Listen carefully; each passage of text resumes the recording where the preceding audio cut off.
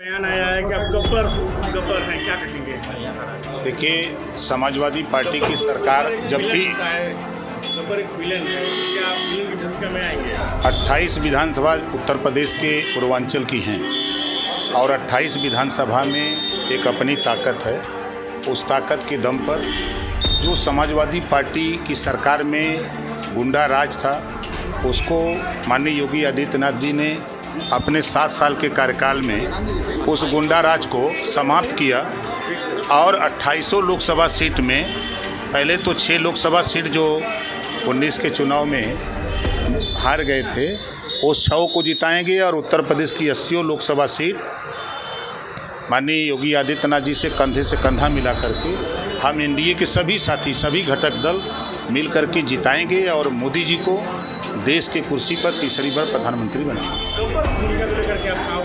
गरीबों के लिए, गरीबों की सेवा के लिए, उनके मन में उत्साह के लिए, जोश के लिए, जो गरीब का सदियों से गुंडागर्दी के दम पे समाजवादी पार्टी की सरकार में मनोबल दबाया गया था, उनका मनोबल बढ़ाने के लिए हम पूर्वांचल की भाषा में उनको बोलते हैं। उसको आप लोग दूसरी भाषा में समझते हैं, हमारी भाषा दूसरी होती है।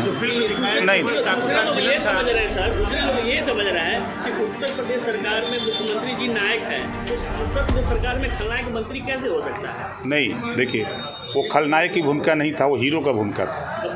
और क्या था? हीरो क्या होता है? हीरो की भूमिका होती ना उसकी। शोले फिल्म में पूछिए हीरो कौन था? खलनायक उसको कहेंगे।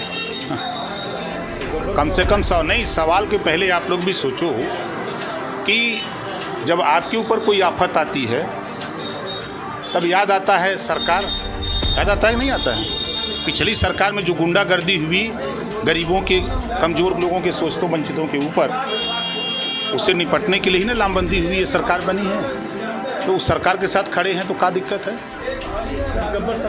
एमएलसी की एक सीट आप लड़ने की बात कर रहे हैं, एक सीट चुनाव लड़ेंगे सर?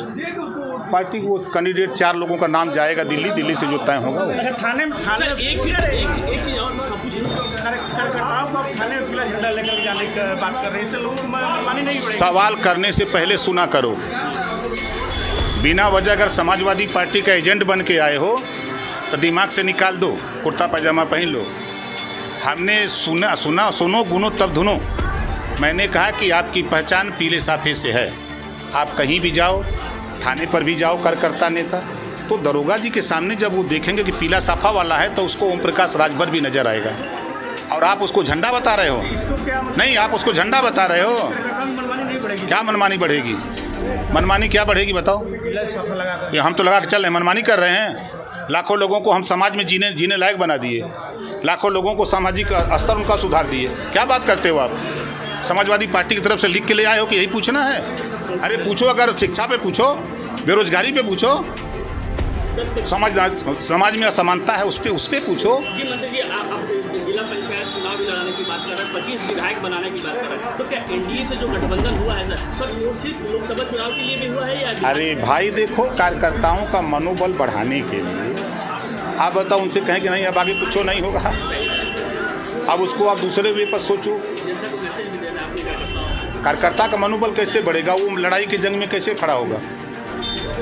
अब आप लोग इसी नाते देखो, जो हम लोग फ्री हैं तो उधर से सवाल दे दिए जाते हैं कुछ साथियों को, तो हुआ करके बिना वजह का सवाल।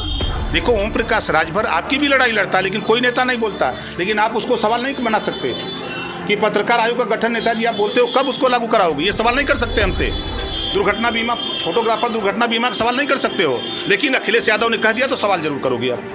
लेकिन अखिलेश यादव से ये सवाल नहीं कर सकते कि पिछड़ों का हक क्यों लूटा, मुसलमानों को क्यों धोखा दिया, दलितों का हिस्सा क्यों लूटा, ये नहीं पूछोगे। मैं तेरे नाराज की बात नहीं, सवाल जो हो रहा है। उत्तर प्रदेश और उत्तराखंड की हर खबर को जानने के लिए IBC 24 UP UK को सब्सक्राइब करें और नोटिफिकेशन बेल दबाना ना भूलें।